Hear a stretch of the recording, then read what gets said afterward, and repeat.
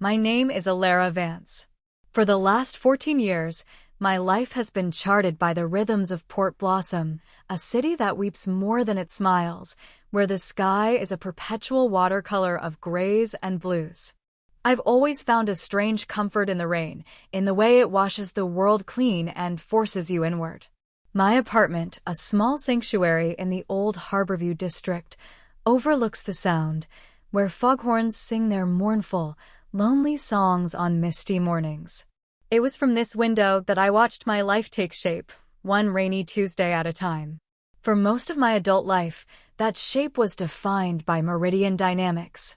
I joined them when they were a fledgling tech firm operating out of a converted warehouse, fueled by cheap pizza and the incandescent belief that we were building something that mattered. I was an early employee, number 12, a fact that once filled me with a quiet pride. I grew with them, from a junior project coordinator to the director of integrated systems, a title that sounded important but mostly meant I was the human bridge between quarreling departments, the keeper of institutional memory, the one who knew where all the bodies and all the essential but forgotten server passwords were buried. Meridian wasn't just a job, it was the soil in which I'd planted my identity. My colleagues were a kind of family, my desk a second home. The worn-out mug with the faded company logo, the thriving pothose plant I'd nurtured from a single leaf, the framed photos of my team at holiday parties, they weren't just objects.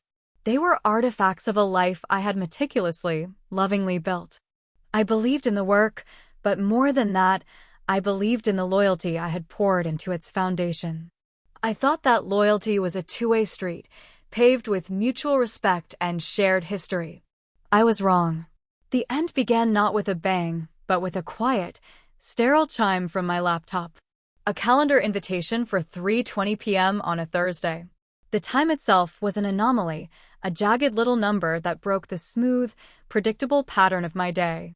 The subject line was chillingly benign: Sync on Organizational Evolution.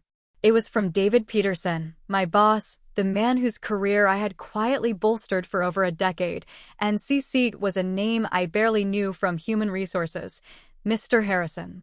I walked into the conference room, the Alki Point, with its floor-to-ceiling window overlooking the churning, gray waters of the bay, and felt an immediate shift in the atmospheric pressure.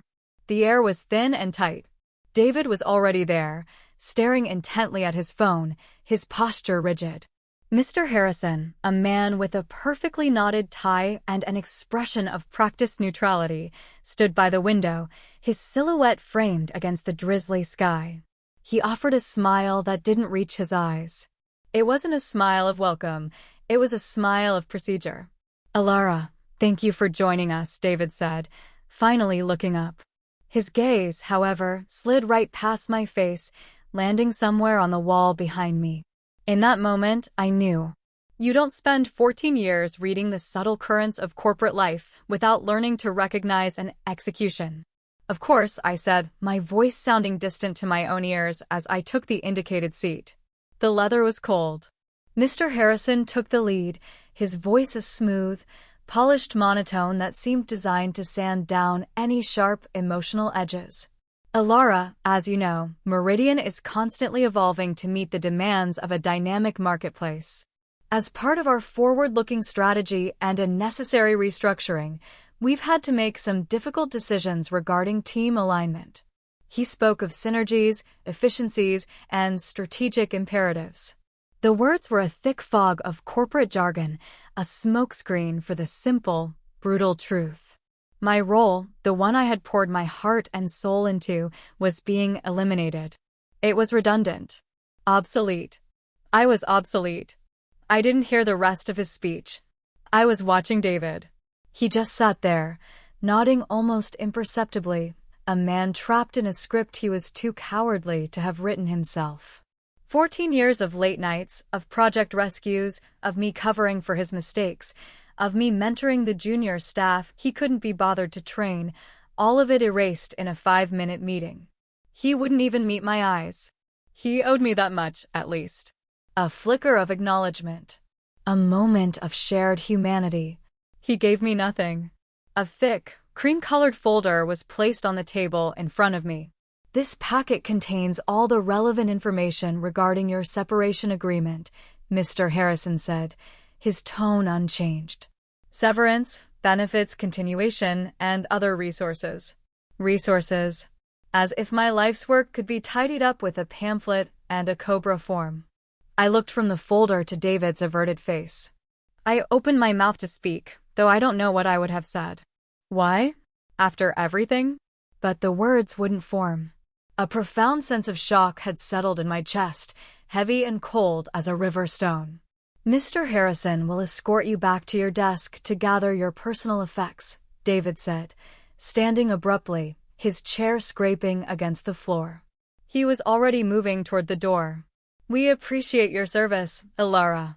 We wish you the best. And then he was gone. The walk back to my desk was the longest of my life.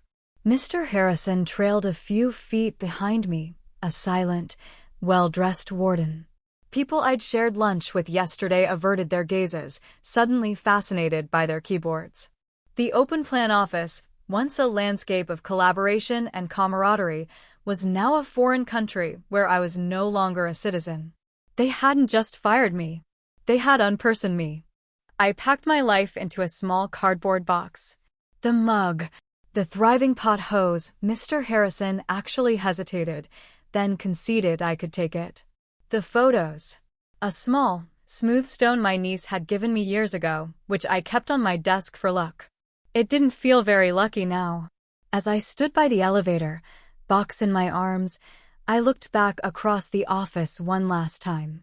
It was as if I was already a ghost. No one looked up. No one waved. The machine I had helped to build was humming along perfectly without me. The street outside was slick with rain, the sky the color of slate. As the elevator doors slid shut, sealing me off from the only world I'd known, a single thought echoed in the sudden, crushing silence. They didn't even say goodbye. The first call I made was to my older sister, Lena.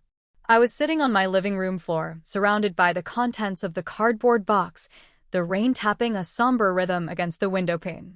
My dog, a scruffy terrier mix named Gus, had his head on my lap, whining softly as if he could sense the tectonic shift in my world. They what? Lena's voice was sharp, cutting through the fog of my shock. No warning? No reason. Organizational evolution, I mumbled, the words tasting like ash. They said my role was redundant. Redundant? You were the organization, Ilara. You held that place together with duct tape and goodwill. There was a pause, and I could hear the familiar, pragmatic gears turning in her mind. What did they offer you? For severance. I hadn't even looked. My hands trembled slightly as I pulled the thick folder from my bag and opened it. I scanned the formal, impersonal language until I found the number. I read it aloud to her. Lena was silent for a long moment. That's it, she finally asked, her voice tight with a fury I couldn't yet access myself. For 14 years? That's an insult. That barely covers 2 months of your mortgage. It's their standard policy, I guess, I said, my voice flat. The fight had gone out of me, replaced by a deep, hollow ache. Standard policy is for people who don't perform.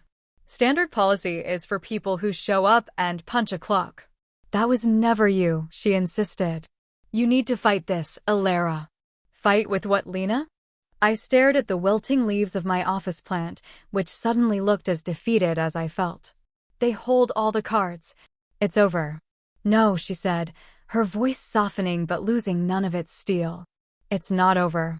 It's just different now. Take the weekend. Grieve. Be angry. Eat ice cream. But on Monday, I want you to read every single word in that packet. And I mean every word. Don't let them get away with erasing you for the price of a used car. We hung up, and I was left with the silence of my apartment, a silence that felt louder and more final than any noise. Lena was right, of course. She was always right. But the energy required to fight felt galaxies away. All I could feel was the profound sense of loss. It wasn't just a job. It was a narrative, a community, a version of myself I had spent 14 years cultivating. And in 20 minutes, it had all been turned to dust.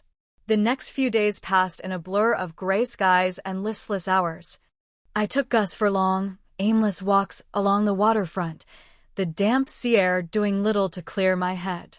I avoided emails, silenced my phone, and tried not to think about the life that was now cordoned off in my past.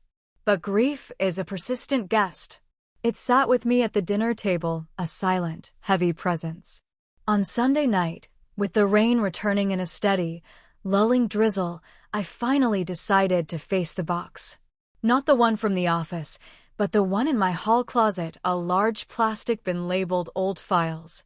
It was a time capsule of my career, filled with papers I hadn't looked at in years. I knew my original employment contract was in there somewhere. Following Lena's advice, I felt a faint, flickering obligation to at least read the terms of my own surrender. I pulled out the bin, the plastic lid sighing as I opened it. It smelled of old paper and forgotten time. There were performance reviews from my first year, project plans for products that had long since been retired, and team photos from a decade ago, showing younger, more hopeful versions of people I'd barely recognized. It was a painful archaeological dig into a life that was no longer mine. Finally, at the very bottom, tucked inside a brittle manila folder, I found it. My offer letter, dated October 15, 2010. The paper was thin, almost translucent, the ink slightly faded. I remembered the day I signed it, the feeling of thrilling possibility, the pride of joining a company that felt like the future. My signature at the bottom was a younger woman's, neat and full of unblemished confidence. I skimmed the familiar sections: salary, title, vacation days. It was a standard document, full of the dense legalese I'd always ignored. I was about to fold it up and put it away, the exercise feeling pointless and masochistic, when a small, indented paragraph near the end caught my eye. It was under a section titled Equity and Founder Tier Provisions. It was a clause I had completely forgotten, one that the founders had included for the first 15 employees as a sign of good faith, a promise that our early belief in them would be honored. It read, "In recognition of their foundational contributions, should the employment of a founder-tier employee be terminated by the company without cause, all unvested stock options granted under the Employee Incentive Plan shall immediately accelerate and become fully vested as of the termination date." I read the sentence once, then again. My heart, which had been beating in a slow, mournful rhythm for days, gave a sudden, sharp jolt. Terminated without cause. David's own words. Restructuring. Not performance-related. I grabbed the severance packet Mr. Harrison had given me and frantically flipped through the pages. It mentioned my final paycheck, Cobra, a 401k rollover. It said nothing about stock options. Not a single word. It was as if they didn't exist. But they did exist. Every year, along with my review, I'd received a grant of stock options, a golden handcuff designed to ensure loyalty. Most of them were still unvested, ephemeral promises of future wealth that I'd never really counted on. Until now. Hope, I discovered, doesn't always arrive like a sunrise. Sometimes it's a single, flickering candle in a vast, dark room. It was small, fragile, and utterly breathtaking. I sat on my floor, the old contract in one hand and the new severance agreement in the other, the rain outside suddenly sounding less like a dirge and more like a drumbeat. They hadn't just made a mistake. In their haste to erase me, they had overlooked the one thing that proved I was not disposable. They had overlooked their own promise, written in black and white, signed by their own founder. And in that moment, I knew Lena was right. This was not over. Finding the right lawyer felt like a critical first step on a path I didn't know how to navigate. I didn't want an aggressive shark from a downtown high-rise, someone who would see my case as just another number. I needed a guide, someone who understood that this was about more than just money. It was about dignity. A friend of Lena's recommended Anya Sharma. Her office wasn't in the gleaming financial district, but in a beautifully restored brick building in a quieter part of the city, above an independent bookstore. The sign on her door was simple, elegant brass: Anya Sharma, ESQ Counsel and Advocacy. The space inside was a reflection of the sign outside, calm, ordered, and filled with natural light. Instead of towering shelves of intimidating law books, there were orchids on the windowsill and minimalist art on the walls. The air smelled faintly of green tea and old books. Anya Sharma was a woman who radiated a quiet, formidable intelligence. She wore a simple, well-tailored dress and had her dark hair pulled back in a neat twist. Her handshake was firm, her smile genuine but reserved. She listened to my story without interruption, her expression a careful blend of empathy and analysis. I laid out the whole 14-year history: the shock of the firing, the coldness of David and Mr. Harrison, the insulting severance. When I finished, my voice wavering slightly, I slid the old contract and the new separation agreement across her polished wooden desk. "Page 8 of the offer letter," I said, my voice barely a whisper. "The founder tier clause." She read it, her eyes scanning the text with an unnerving focus. She then read the severance agreement, her brow furrowed in concentration. For a long minute, the only sound in the room was the gentle ticking of a clock on the wall and the distant murmur of traffic. Finally, she looked up, her dark eyes meeting mine. "They omitted it entirely," she said. It wasn't a question. "Yes," I confirmed, my heart pounding. "Is it? Does it mean what I think it means?" "It means exactly what it says, Alara," she said, her voice calm but with an underlying current of strength. "This clause is unambiguous. Your termination was explicitly without cause. Therefore, your options should have vested on your last day of employment. The fact that they conveniently failed to mention this in their separation offer is, at best, an act of profound negligence. At worst," she paused, choosing her words carefully, "it could be construed as a bad faith omission." A wave of validation washed over me, so powerful it almost brought me to tears. I wasn't crazy. I wasn't grasping at straws. "What do we do?" I asked, the word "we" feeling like a lifeline. "First, we breathe," Anya said with a small smile. "This is a marathon, not a sprint. They are counting on you to be emotional, to be intimidated, and to accept what they've offered. We will be the opposite. We will be calm, methodical, and immovable." She leaned forward, her hands clasped on the desk. "Our first step is to send them a letter. Not an angry one. Not a threatening one. A letter of polite inquiry. We will simply point out the clause in your original, binding contract and note its absence in their proposed agreement. We will ask for clarification." "Just clarification?" I asked, a little disappointed. I had been imagining a more dramatic confrontation. "The most powerful moves are often the quietest," Anya explained. "This letter will force them to acknowledge their oversight. It will start a clock. It will send a clear message that you are aware of your rights and that you have counsel. It will cause a quiet, internal panic, and we will let that panic do most of the work for us." She described the process with such clarity and composure that my own anxiety began to recede, replaced by a fragile but growing sense of resolve. This wasn't a fight for vengeance. It was a reclamation. I was reclaiming my story, my value, my voice. "They underestimated you, Alara," Anya said as I stood to leave. "They saw you as a loyal employee they could easily discard. They are about to discover that you are a shareholder with a legally binding contract. It's a very different proposition." I walked out of her office and back into the soft port blossom drizzle, but the city felt different. The gray sky no longer seemed oppressive, but meditative. For the first time since that terrible Thursday afternoon, I felt the ground solidifying beneath my feet. The letter was the first step. It was a quiet declaration that I would not be erased. The week after my meeting with Anya was an exercise in forced patience. She had drafted the letter, a masterpiece of polite, surgical precision, and sent it via courier and certified mail to Meridian's general counsel, with copies to David and Mr. Harrison. "Now we wait," she had told me over the phone. "The silence will tell us everything we need to know." Waiting was excruciating. Every time my phone buzzed, my stomach lurched. Every email notification sent a jolt of adrenaline through me. I tried to create new routines to fill the formless days.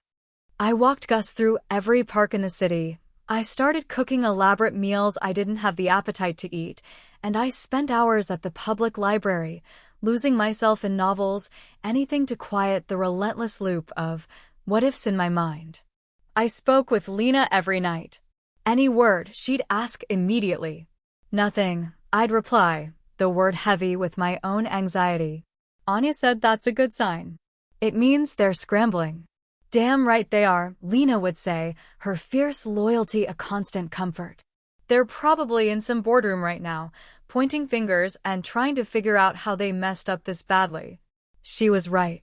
The silence from Meridian was deafening, and as the days ticked by, it began to feel less like an absence and more like a presence, the sound of an impending storm. The first crack in their wall of silence came not from a lawyer, but from a place I never expected. It was an email from Maria, a quiet woman from the finance department I had worked with on several cross-departmental projects. We weren't close friends, but we had always shared a mutual respect. Her email arrived late on a Wednesday night, with a subject line that simply said, "Thinking of you." The message was brief and carefully worded. "Hi, Alara, I was so sorry to hear about the changes. I hope you're doing okay. Things have been a little chaotic here this week. Just wanted to reach out and wish you all the best." Chaotic. That one word was a flare in the darkness. Anya's letter had landed. It wasn't just a piece of paper in an interoffice envelope. It was a bomb that had detonated in the quiet halls of the executive floor. I could picture the closed-door meetings, the frantic calls to legal, the spreadsheets being hastily recalculated. I could almost see the look on David's face as he realized his tidy, cost-saving layoff had just become a complex and expensive legal problem. A profound sense of calm settled over me. The power dynamic had shifted. I was no longer the victim of their decision. I was the catalyst for their chaos. They had held all the power in that cold conference room, but now, sitting in my quiet apartment, I held a power they hadn't anticipated. The power of the truth, documented and undeniable. The official response came 2 days later, on a Friday afternoon. It was an email to Anya from Meridian's chief legal counsel. The tone was formal, bordering on stiff, a stark contrast to the casual cruelty of my dismissal. They acknowledged receipt of our letter and, without admitting any fault, suggested a meeting to discuss the matter further and seek a mutually agreeable resolution. Anya forwarded it to me with a one-line comment, "The panic is now official." She called me a few minutes later. "They're trying to control the narrative," she said. "They want to get us into a room where they think they can intimidate us into a settlement. They will likely make a lowball offer, wrap it in a non-disclosure agreement, and hope we'll take the easy way out." "And we won't," I said, the words coming out with a firmness that surprised me. "No, we won't," Anya agreed.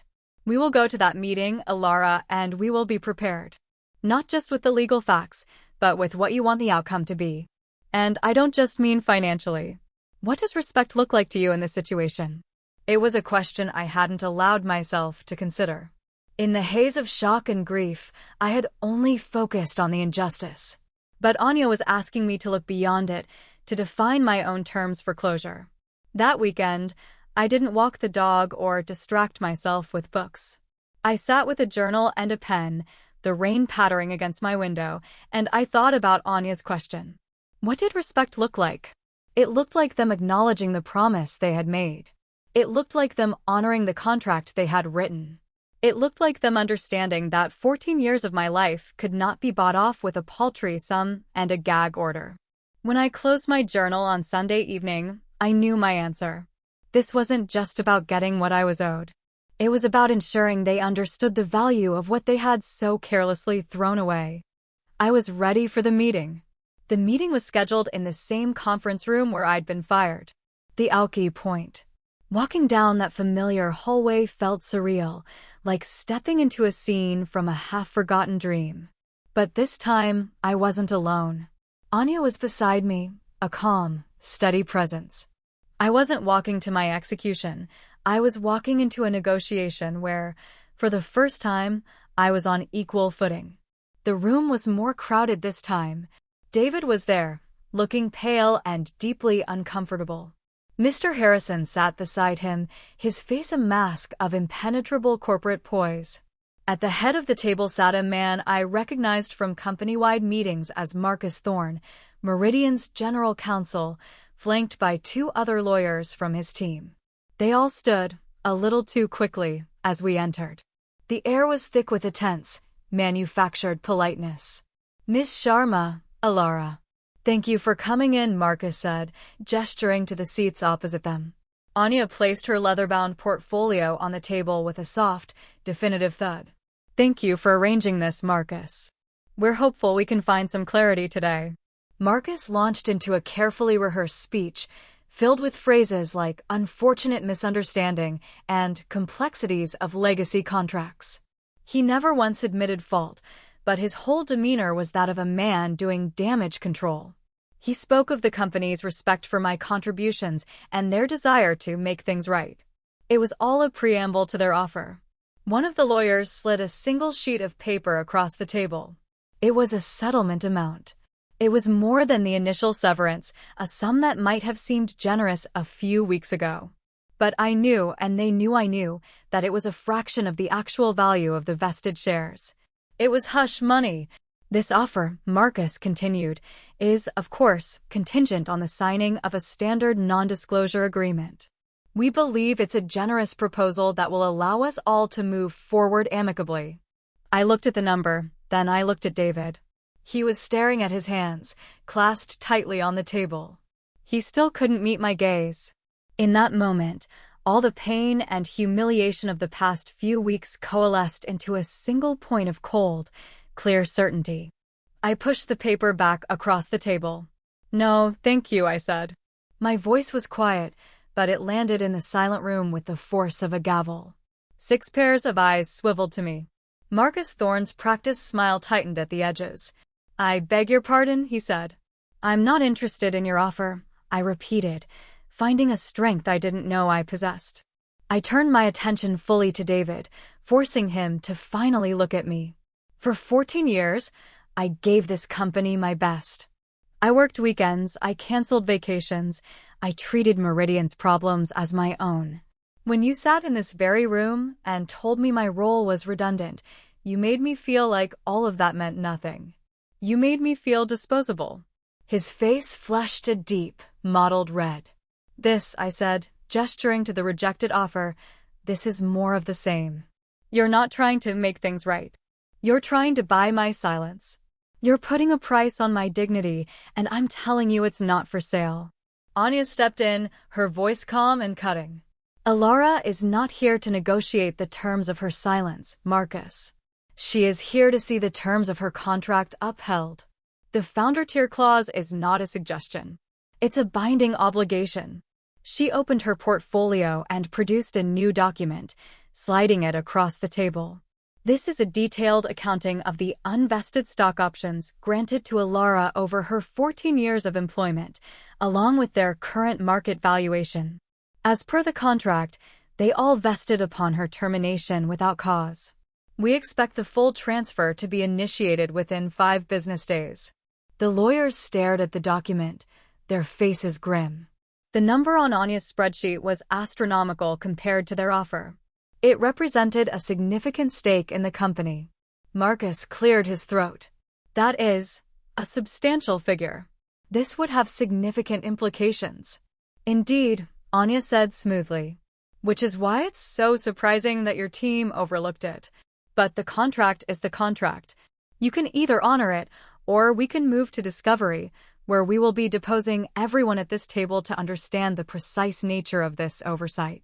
We would also, of course, be compelled to raise the issue of this governance failure at the next shareholder meeting.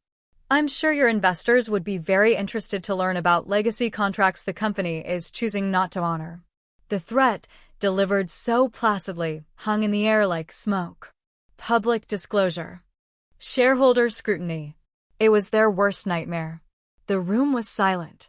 David looked defeated. Mr. Harrison looked like he was calculating the damage to his own career. Marcus Thorne, the man in charge, stared at the document Anya had provided, the color draining from his face. The power had shifted completely. We were no longer asking. We were informing. I looked out the window at the familiar gray sweep of the bay.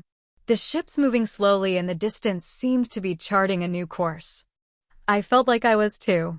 The aftermath was swift and silent. There was no more negotiation.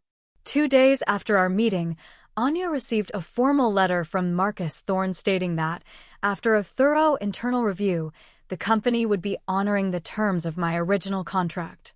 There was no apology, no admission of wrongdoing, just a cold, legal capitulation. The transfer of the shares to my brokerage account was completed within the week. Staring at the balance on the screen was a disorienting experience. The number was abstract, unreal. It was a life-altering sum, but the feeling it produced wasn't giddy excitement. It was a quiet, profound sense of vindication. It wasn't a lottery win. It was a debt paid. It was the monetary equivalent of the 14 years of loyalty I had given them. I didn't quit my life and buy a private island. The truth is, the money was secondary.